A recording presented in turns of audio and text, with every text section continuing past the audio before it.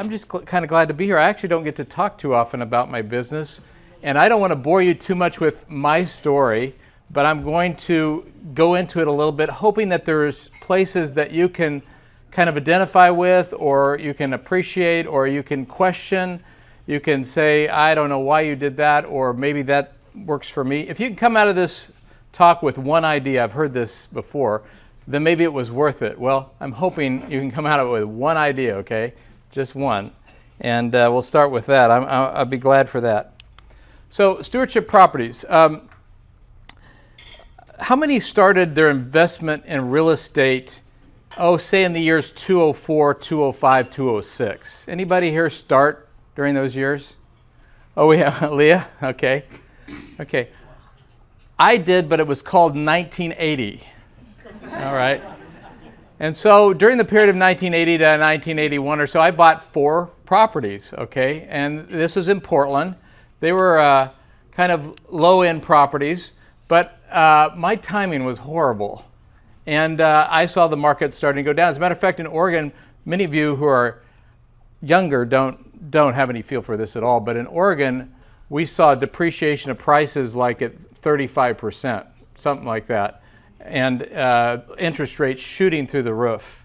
It was a bad era, and from 1980 to 86, things could go nowhere but down. In the country as a whole, there was a recession. In Oregon, it was a depression. The timber industry, which was prominent here, took a dive with the housing market, and it was, Liz, Dean, you know about it. It was bad news. 3 banks failed in Eugene or Springfield area. Is that right? Yep. Well, here was Bill Sirius, a campus pastor up in Portland, doing real estate on the side because I kind of loved it, and it was a hobby that eventually turned into a vocation. But I had no idea of the external forces that were at play here. But worse than the timing, actually, was my strategy, and worse than that was my negotiating and my construction skills and my property management. Actually, if timing was all I was working against, I would have been in good shape, because I didn't do rental agreements on paper. I shook people's hands. My construction amounted to skills I had picked up, in books and so forth. So I remember one of the houses that I was rehabbing, that the countertop, I had glued the countertop down, and I came back and there was this gigantic bubble in it. I said, oh my gosh, what am I going to do? So I went out and I found a large syringe that you could shoot glue underneath it, and I shot glue underneath it, and I put these stones on top of it just to try to get it. Well, that wasn't the worst thing about the house. I was shown it to sell finally because I just had to get rid of these houses. The market was going down there. And I had done a lot of other things, including, say, the texture. And this couple went through it and they said, we kind of like the house, but God, who did the texture? It's awful. And of course I said, yeah, I just shouldn't hire it out like that. I figured out that construction wasn't for me, property management wasn't my strong suit. What could I do? Well, I could move to Eugene, which is what happened actually. And I could quote Winston Churchill, who said, success is never final, failure is never fatal, it's the courage to continue that counts. And you need a little of that, don't you, from day to day in many ways of our life. Boy, if you need inspiration, read Winston Churchill's speeches in England's darkest hour. So I was 36 at that point. I had no properties. I had bought and sold 4 properties in Portland, all for losses. And I relocated to Eugene because I was doing campus ministry. I came down to U of O to do it. And I didn't know whether I was going to get started again, but I thought I had this experience where I had hepatitis that I got from some restaurant, and I was flat on my back for 2 weeks. Anybody had that before? Was that hepatitis B? I want to make sure you know it was the one that one. Anyway, what's that? Are you giving us did you get it at Wendy's? No. Wendy's was my first office, actually. The Wendy's right down the street, right down the alley here.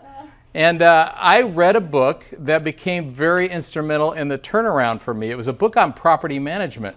And the book basically said, you cannot take real estate like a hobby, which is what I was doing. You cannot do it informally. You've got to treat it as a business. Even if you own one house, you have a total business strategy going on from day one in that one house. And that turned my entire mindset. See, I went to college. I didn't go to college, but I didn't take a single business class while I was in college. I was entrepreneurial by nature, but I really wasn't very business-minded. And this book kind of turned, it said, hey, get some business cards. Okay, I got some business cards. Get a name. Okay, I got a name. And get an office. Don't do it out of your house. Don't bring tenants to your house and sign rental agreements. It's way too informal.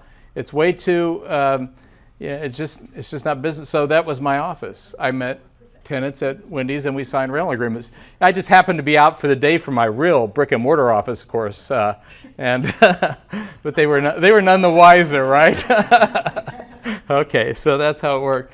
That was a turnaround for me. Now, every business needs to make a profit, but is profit our main mission? Profit is to the body like blood and air is, or profit is like blood and air is to the body. You have got to have it or you will die as a business. It is totally critical. But do we live for the air we breathe and the blood that flows through our veins? I don't think so. We have to have a larger vision in our business. It's just not about making money. It is about that, but it's got to be more than that.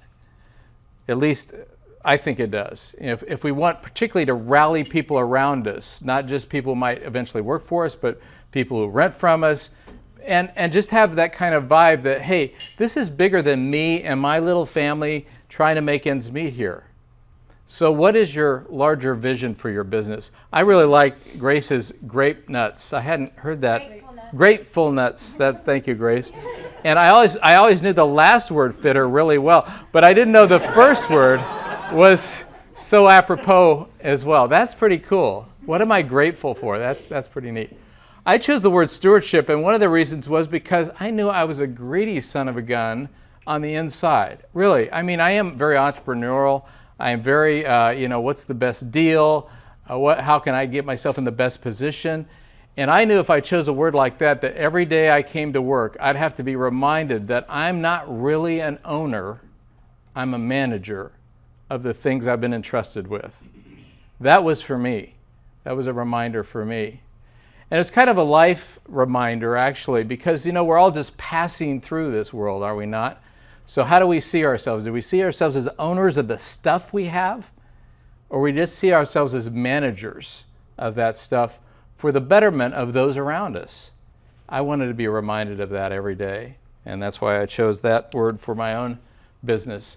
Our office is actually just right down the alley here, and you're welcome to visit us anytime you want. We're right across from Wendy's, and so I see my original office every time I come to work as well. I fell into the campus rental market. I was a campus pastor. I knew students. I liked students. I hung around with students. So it made sense to buy a property around the University of Oregon. Well, in 1989, it was possible to do that when I had no money. I got a loan from my dad, and I'll talk a little bit more about that, but that's how I first started. But wherever you start, and we've had different iterations of our business, we're in different areas now, you have to think, what is the niche that I'm going for, and how can I become really, really good at this niche market? Whether it's Travis at this point in his investment career, buying and flipping, wholesaling properties in some southern states as he's doing, or whether it's somebody here in Eugene and you're on your first flip. Who was it who has three? Three. So what is that niche market, and how can you become the very best, in your area at doing that? Because the riches truly are in the niches. You can't be good at everything, but you can be good at maybe one thing. And then if you could become really good at that one thing, maybe you can become kind of good at another thing and really good at that. So start really with a narrow focus. What is your niche? What is your niche market? What is your niche skill level? What are your niche abilities? Who can help you with that? What's your team to do so? Now we're in about 3 major markets right now. So 15 years from when I started. Let's go to 2004. I started in 1989. I was on vacation with my wife Teresa and reading a book, like I normally do on vacation, and it was a book that just turned my life around, my business life. It was Built to Last by Jim Collins. I had read Good to Great, which I got to say, every book Jim Collins writes is worth reading. He just wrote one called Great by Choice, very helpful book. And he used a phrase in this book about that kind of made me question my own business. I'd come to the 15-year mark at that point, and I was thinking, what am I trying to do? What's my next step? Where am I going? And he said, what you want to try to do is build an enduringly great company. At least that's the kinds of companies that he studied for this book. And it just kind of blew my mind out further than it was. I had this little family business going on. I had campus rental properties. We were doing okay. But he said, what would it be like to put this in place of that, to build an enduringly great company? Well, I began to think about what was the parts of my company. There's a management piece of the rentals I have. There's a construction and a maintenance piece, and then there's an investor piece. I'm going to show you this in a minute. Well, all of them were running well except me. I was the only investor, and I was going 100 different ways trying to keep this thing together. There was just so many things going on. And so I looked at the company. I said, the big problem with my company is me. That was my paradigm shift. So what can I do about it? Well, this is kind of a strange maybe solution, but the solution I came up with is I need to pull in more of me. I need to teach people what I do as well as least I can do that, and create more investors and kind of grow my company that way. If I have the management thing going on all right and the construction thing going on all right and the maintenance thing, then the investor thing needs to broaden out, needs to get deeper, needs to be more efficient. That's really this isn't stewardship, this is any buy and hold strategy really. You have an investment piece of it where you acquire value through borrowed funds for purchases. You have a construction piece, you enhance the value, a management piece, and a maintenance piece. And that's just a continual cycle. It just keeps going on. That's the buy and hold strategy right there. So I put on 2 summer internships in 2005 and 2006. And I had 16 U of O and OSU business students who came for 3 months and hung out with me and did everything our company was involved with, from being involved in construction, property management, into negotiating with sellers. We bought properties. It was a fun thing. But what I was doing was a long-term job interview with these guys, trying to find the A players in the group who could come with me and no longer be interns but be returns and eventually become partners. So we started doing that, and we actually, 5 of them came on board with me a couple of years later. This is 2007, and we had an office in Salem and Eugene and eventually Portland, and we just did some pretty crazy stuff. This is marketing. We had a billboard. We buy houses. This is a house truck. I still have this if anybody wants to buy it, by the way. And we were just doing, you get a group of 16 college students who are business majors together, and you can get some pretty creative ideas flowing. But the best marketing thing I've ever done is a 3-line ad in the Register Guard that says at the top, and sorry for the brokers here, you can just close your ears for a minute. It says, "Save the commission." You remember it. I made more money from that 3-line ad than anything I've ever done in marketing, I can guarantee you. Now, I don't think the Register Guard is what it used to be in terms of marketing anymore, but there's something out there that you could use for marketing that's going to help, because marketing is the key to our real estate business. So unfortunately, the moment that these partnerships got formed and we started buying houses, the market went into free fall. So we scrambled around trying to figure out what we were going to do. We started a short sale business, and we had 3 short sale, we had a whole different office, an entire new office, and we were running short sales. We flipped nearly 200 houses in Portland, Salem, and Eugene, just one after another. And amazingly, I got really restless and kind of bored over the whole thing. Flipping houses is one thing, and it's not a bad place to start. And if that's where you need to start, that's a great place to start in real estate. But the real money is in buy and holding. And so I wanted to get back to that. This, I feel, was kind of a hiatus. 15 years of buy and hold, 5 years of flipping. Normally people start with a flip and they go to buy and hold, but I kind of turned it around. But I wanted to get back to buy and hold because I felt like that's where the magic of leverage can come in. And leverage builds wealth. I would say it's not the person with the most toys that wins, it's the person with the most debt that wins. The most good debt. Sorry, Dean. The most good debt, yeah. Well, Dean's seen our financials and not all of it's good debt. But anyway, so what does that mean? Good debt is debt that isn't stuff like buying TVs and buying vacations and buying cars on credit that are a little beyond where you should be buying. Good debt is buying things that have cash flow to them, whether they're businesses or real estate or whatever. That's good debt. The more good debt you can get a hold of, the better off you are. And why ever sell anything that's good debt unless you absolutely have to have the cash or you are just buried with the management of it, and there are ways to get around that. But why ever sell anything that's good debt that has cash coming in? Find your cookie cutter, and that is something. If you can find the niche market that's working for you, then and it works once, do it again, do it again, do it again. I tend to get bored, and that's been my problem. I strayed from things. I bought a trucking business. Amanda doesn't even know this. I had 5 belly dumps going on while I had this internship thing going on. A total distraction, worthless waste of time.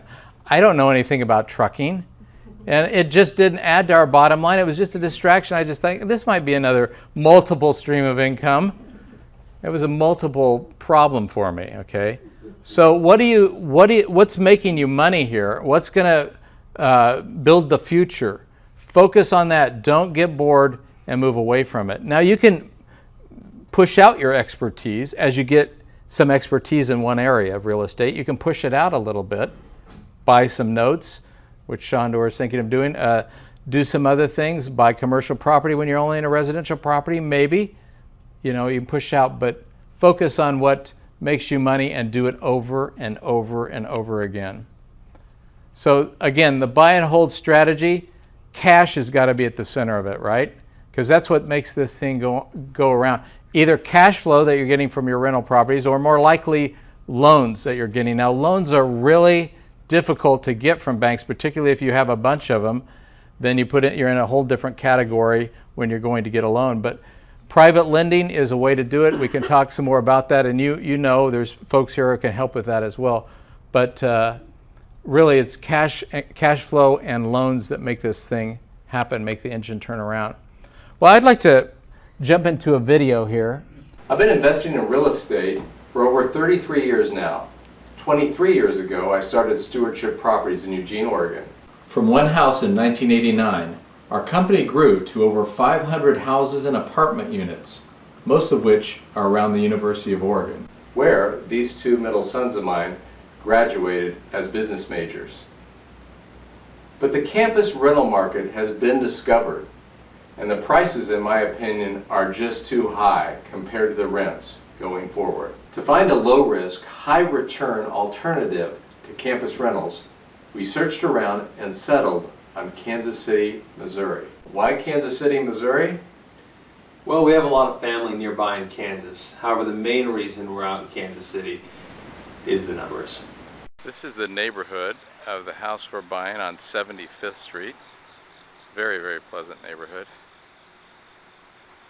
Next to kind of a busy street, but those are the houses close to it. This is the house itself. Was a HUD foreclosure property, and I think it was listed for $43,000. It's actually fairly large.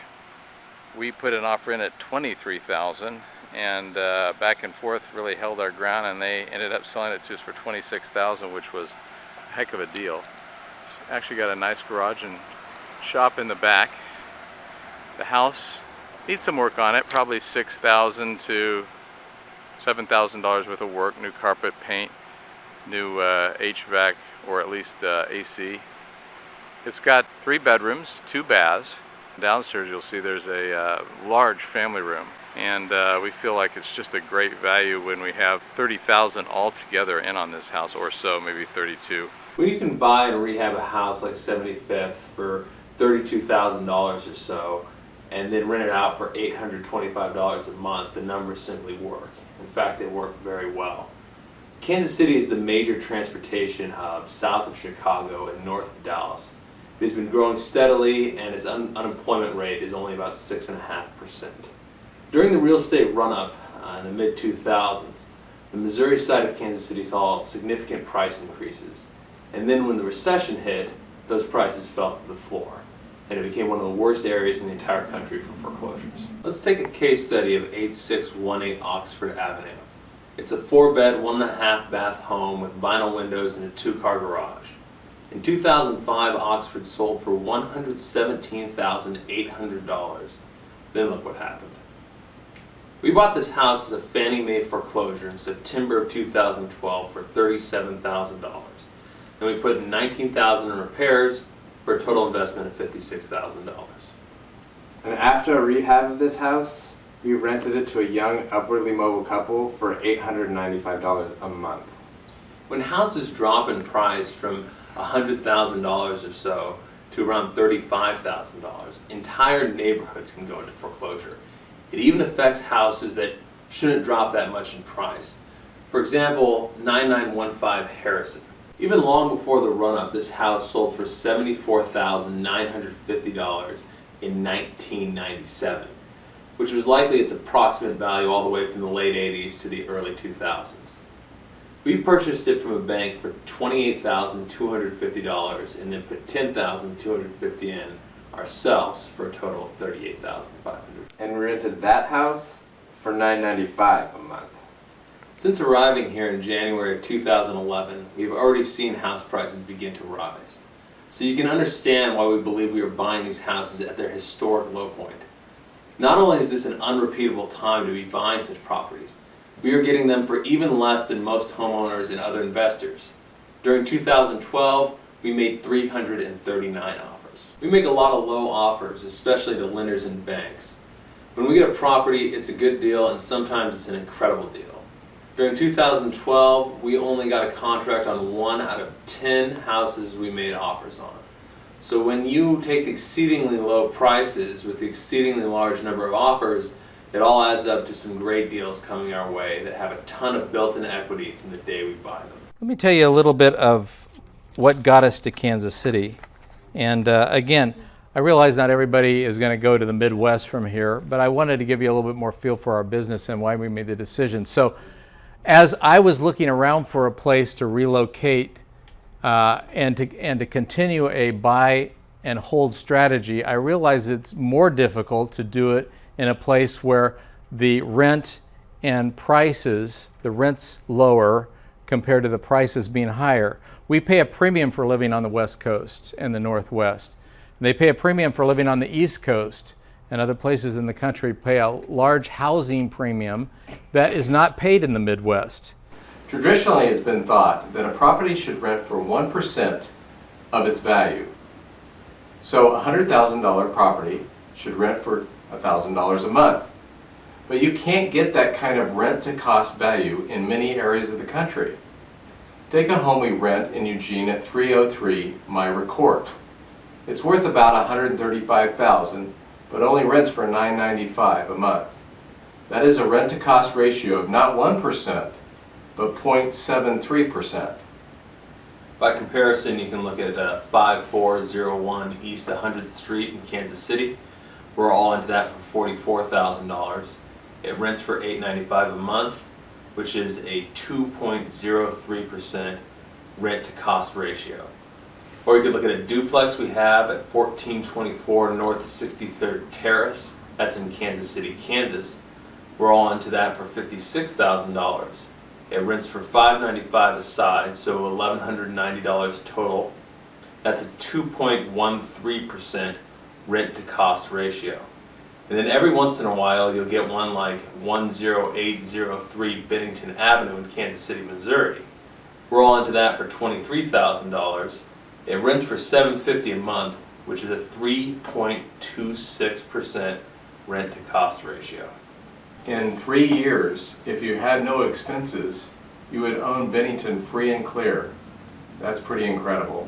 The idea is, I think, one of the takeaways is what market do we have, and just kind of dealing with looking at the market for what it is. Where is your market? What is your market? And what are the value plays in your market? A value play is something where you can add value to whatever you're buying. So, I mean, I know people will buy properties on the corner because they can make them into duplexes. There's a value play. Campus rental properties for years have been value plays, obviously. If you can add some kind of, or you can change the character in a house. Oftentimes, small rooms is a value play because people, walk into the house and they don't like it because it's small. But hey, if you broke out a couple of the walls, you could create a great room feel in this house, and all of a sudden you've had a value play. So what is your value play as you look at a piece of property? That's really critical because we can't just buy everything at retail, even if we're kind of buying it as investors at wholesale. A traditional valuation is that, in the old days anyway, is that a property should rent for 1% of its value. So if it's worth $100,000, it should rent for 1% of that, $1,000. But most places in the country we're familiar with, that rent to cost ratio is not there. It's actually less than that. Except if you go to the Midwest, there's lots of places where it's much better than that. But again, where's your market and what do you have to deal with? I would say, as a general rule, you should be in the middle of the market and maybe the lower middle of the market. The lowest place in the market are places, the lowest place is war zones that you want to stay out of. And I suspect that there are a few of those that we consider in the Eugene, Springfield areas, just places that you just don't want to buy. Too hard to manage, too many problems, too much headache. Some people buy there and they do very well. You have to have a certain kind of constitution, I think, to do that. So what's the next step up from the war zones? It's definitely the C neighborhoods, things are happening there that you don't always want to know about. But those are cash flow plays because it's buying properties at a lower price point, but the rent still is relatively good in comparison to the price point you're buying the property at. You go a little higher and the rent doesn't go up much, but the price goes up, a value play, or an equity play is even more. So again, it's higher to get in terms of the cost, but what you have going for you, you have less management hassle, and you have a greater potential for appreciation. So you see where the good and great deals are. There's kind of a sweet spot there. Again, ask yourself the question, what's the sweet spot that I'm targeting for my investment opportunities here? In Kansas City, we've kind of figured out, we buy a little of some properties in each one of those, and we know what we're getting into. If we're buying cash flow properties, we know they're going to be more difficult to manage. We're just going to have to put up with that. If we buy equity play properties that are higher in terms of what they cost, they're going to be less cash flow for us. We're going to hope on appreciation, if that may be a hope, or we're going to basically keep the property and realize that it's probably going to be a lot less hassle, but it's not going to make us as much in cash flow. This just happens to be a map of Kansas City, and we've kind of outlined where those areas are for us. Again, where the cash flow areas are, where the value areas are, where the equity areas are, our target markets. Kansas City is about the size of Portland, but way more spread out in terms of population. Again, going back to the buy and hold strategy, cash is really important, and leverage is what it's all about. So where do you find private lenders, and where do you find bank partners as well? Well, I want to take some questions about anything you have questions of, and this will be one of them. But what we've done is we've essentially just begun very small with the flips that we were doing back in the 205 to 210 era, And we drew people in that we knew. You know, it started with my dad. That's how I started out. I borrowed money from him, actually. So from day one, I had a private lender that was helping me get started. Soon after that, it was associates I was meeting and other people, and I met some hard money lenders as well. And I borrowed money from anybody who would loan me money. And for them, of course, it had to make sense to do so. Who is in your sphere that might believe in you in terms of a property? Can you show them the numbers? Can you show them what your strategy is, what you plan to do with the property, and bring them into your team?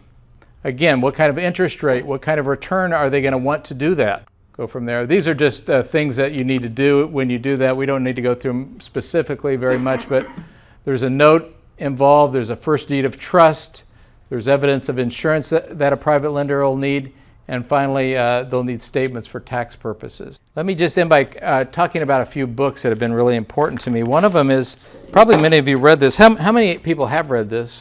Gary Keller's book. It's The Millionaire Real Estate Investor. I would say this is the book to start with as an investor. If you haven't read it, his principles are really worth reading. He's got two other books in the series. The second one's a green book. It's called Flip. If you're doing flips, you got to read that book. It's just worth it. His third book is yellow. It's called Hold. So it's you can kind of get the idea from that. The other author that I would really encourage you to read is Jim Collins, who wrote Built to Last, Good to Great, Great by Choice. All those books are well worth the time. Again, you're growing a business. Even if you have one rental property, it is a business. You need to treat it that way. Well, thank you. We really appreciate the opportunity to be here.